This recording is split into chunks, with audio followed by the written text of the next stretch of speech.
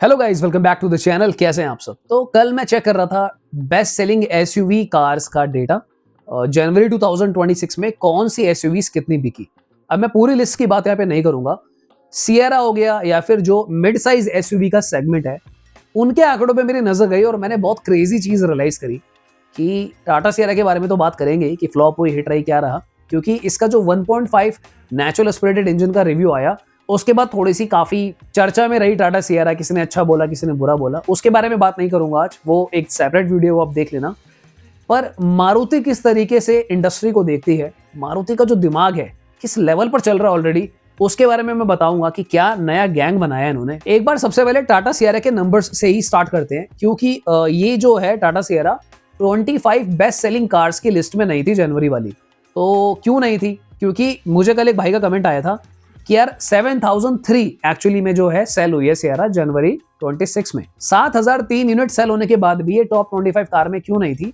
उसका रीजन ये है कि 25th स्पॉट पे थी औरा, जिसने सेल की थी 7978। तो अगर टाटा सिएरा को 25th स्पॉट पे आना था तो आई थिंक इनको ऑलमोस्ट 1000 कार और बेचनी होती तो आ ही जाते। बट क्या इसका मतलब ये है कि टाटा सिएरा फ्लॉप कार है? भाई बिल्कुल भी फ्लॉप कार नहीं है। अब तक आपको पता चल ही गया होगा, और नहीं पता तो मैं क्लैरिटी डाल दूं कि ये जो सेल्स रिपोर्ट करी गई हैं, जो डेटा आया है, 15 डेज की सेल है। यानी कि जो डिलीवरी स्टार्ट करी टाटा मोटर्स ने जनवरी 15 के बाद ये डिलीवरी स्टार्ट हुई है और 15 दिन में 7003 यूनिट सेल कर दी। तो मोटा मोटा ये मान लेते हैं कि अगर ये लोग पूरा महीना सेल करते हैं तो अगले महीने में देखने को मिलेगा बिटवीन 15,000 से 18,000 के बीच में हम ये नंबर्स देख सकते हैं। सिंपल मैथ है कि 15 दिन में अगर 7,000 है तो 14,000 तो कहीं नहीं गई, इतना तो हमको देखने को मिलेगा ही मिलेगा। पर मेरी रिकमेंडेशन ये है, क्योंकि मैंने आप लोगों को ऑलरेडी बताया था कि जब सिएरा लॉन्च हुई थी तभी इनके पास 70,000 बुकिंग आ चुकी थी, जो कि एक बहुत बड़ा नंबर होता है। अपने देश की कंपनी है भाई, गर्व फील होता है। और गर्व फील होते होते वो इतना फील हो गया गर्व हमें कि फरवरी में मैंने आपको बताया कि सिएरा की बुकिंग 1 लाख तक चली गई। 1 लाख एडवांस बुकिंग पड़ी हुई है टाटा सिएरा की। और मुझे लगता है थोड़ी सी पहले भी डिलीवरीज को स्टार्ट किया जा सकता था, पर अब इन्होंने अपनी प्रोडक्शन कैपेसिटी को बढ़ाया है। ये सारे अपडेट्स मैं आपको ऑलरेडी देता आ रहा हूँ, सब्सक्राइब कर लो, टाइमली सब अपडेट्स आपको मिलते रहेंगे हमारे चैनल पे। तो मेरे अकॉर्डिंगली अगला महीना जो है, यानी कि जो फेब चल रहा है, इसमें क्योंकि डेज कम होते हैं तो शायद हो सकता है 14-15 हजार के आसपास ही हो, पर मार्च में शायद 18-20 तक भी जा सकता है। इसमें ये क्लैरिटी नहीं है डेटा में कि कितनी नेचुरल एस्पिरेटेड सेल हुई है, कितनी टर्बो सेल हुई है, कितनी डीजल सेल हुई है, और मुझे कोई फर्क भी नहीं पड़ता इस बात से। मेन मैटर ये है कि लोगों ने कितनी गाड़ी खरीदी। क्या फर्क पड़ता है कि सीएनजी डीजल कितना गया कितना नहीं गया, वो तो लोगों की पर्सनल चॉइस होती है। पर मैं अब आपको समझाता हूं कि कैसे मारुति एक बहुत विजनरी कंपनी है, ये कितना आगे तक सोचते हैं। अभी जो मैं आपको बताने वाला हूं ना, आपकी आंखें खुल जाएंगी लिटरली। मैंने इस सेगमेंट की सेल्स पे जब नजर डाली, मैंने देखा कि एलिवेट होंडा की, जो कि इसी सेगमेंट में आती है, 2243 सेल हुई। नो वंडर ये इतनी ही सेल होती है, क्योंकि वो एक अलग प्रोडक्ट है। एलिवेट की माइलेज थोड़ी सी कम है। उसका रीजन ये है कि ये भाई पावर इतनी दे देती है नेचुरल एस्पिरेटेड में कि टर्बो वाली वाइब आ जाती है। गाड़ी नो डाउट बहुत अच्छी है होंडा की एलिवेट, बट थोड़े बहुत फैक्टर्स है कि सर्विस नेटवर्क उतना बड़ा नहीं है, ब्ला ब्ला। मारुति ग्रैंड विटारा सेल हुई 7030, टोयोटा हाई राइडर सेल हुई 9156, सेल्टो सेल हुई 10639, फिर आई मारुति विक्टोरीज 15240 और hyundai क्रेटा 17921। तो एक चीज यहां पर एक क्लियर होती है कि सेगमेंट विनर जनवरी में भी क्रेटा ही रही। 17,921, ऑलमोस्ट 18,000 क्रेटा बिक गई। तो क्रेटा लवर्स को कोई इतना फर्क नहीं पड़ा, उन्होंने जिसको जो लेनी थी क्रेटा वही ले ली। पर जिस चीज पे मेरी नजर पड़ी खासम खास, जिसको देखकर मैंने ऐसा सोचा कि पहले तो मेरे माइंड में एक बात आई कि अगर सिएरा बिक गई 7,000 तो कोई बड़ी बात नहीं है कि ये क्रेटा के आसपास पहुंच सकती है। फेब में नहीं जाएगी, क्योंकि फेब में दिन कम होते हैं, और अब दिन कम तो ऑब्वियसली वो क्रेटा के लिए भी होंगे, तो सबकी कम हो सकती है। तो कोई बड़ी बात नहीं, बीट कर भी सकती है, नहीं भी कर सकती सिएरा। पर मैंने ध्यान से एक बात समझी।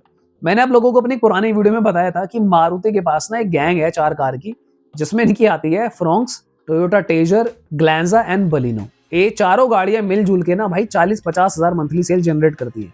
अब आप ध्यान से देखो, यहाँ पे जो मारुति की ग्रैंड विटारा है 7030 यूनिट, यानी कि 7,000 ये बिक गई। 9,000 इनकी ऑलमोस्ट हाई राइडर बिक गई। 15,240 इनकी बिक गई मारुति विक्टोरीज। अब मैं बिल्कुल एग्जैक्ट नंबर आपको नहीं बताऊंगा, इतना कोई मैथ मैं नहीं कर रहा हूं, पर लमसम मुझे लगता है ये 32,000 के आसपास का रफ फिगर बैठ रहा है। तो यानी कि एक और नई गैंग खड़ी हो चुकी है, जहां पर ये 3 कार आ चुकी है, हाई राइडर, विटारा एंड विक्टोरीज।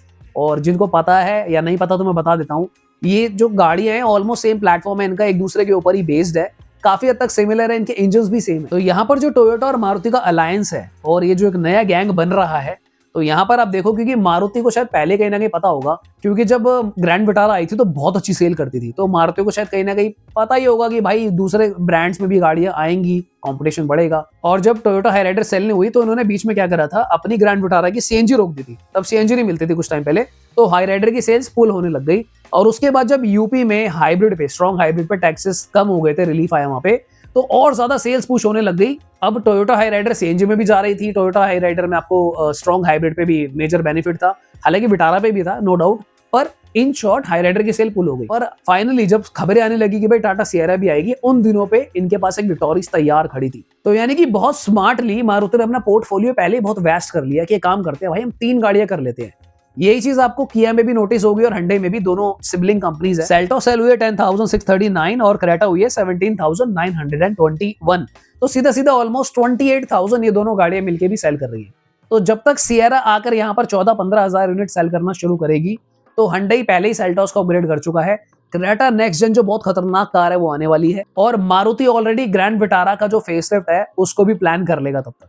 तो मारुति भाई देश की जो एक बड़ी कंपनी है वो ऐसे ही नहीं बनी है, ये लोग काफी मतलब लंबा गेम और बहुत आगे का सोचकर चलते हैं, और उसी हिसाब से इन्होंने पहले ही 3 गाड़ियों का गैंग बना लिया। और आज ही मैं चेक कर रहा था, एक नई गाड़ी मारुति की जो है, जो कि बाहर के मार्केट्स में आने वाली है, वो उसके बारे में भी खबर आ रही है। हालांकि मैं अनश्योर, वो इंडिया में इतनी जल्दी नहीं आएगी, और I am pretty much sure कि आने वाले 1-2 साल के अंदर आपको एक चौथी कार भी मारुति की इस सेगमेंट के अंदर देखने को मिल जाएगी।